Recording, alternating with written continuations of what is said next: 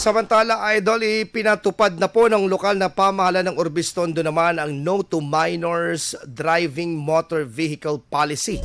Alinsunod po yan sa Republic Act 4136 o ang Land Transportation Code of the Philippines.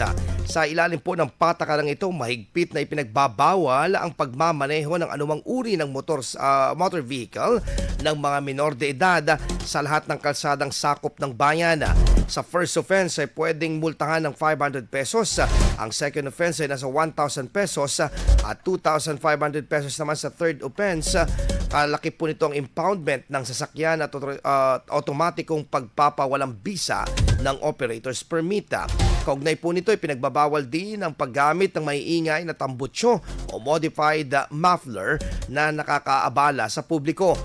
Kinatigan naman ito ng ilang residente po ng nasabing polisiya at iminumungkahi nilang simulan ang mahigpit na implementasyon sa mga barangay roads at paaralan dahil dito madalas makita ang mga kabataang mabilis magpatakbo ng motorsiklo lalo na tuwing oras ng pasukan at uwian.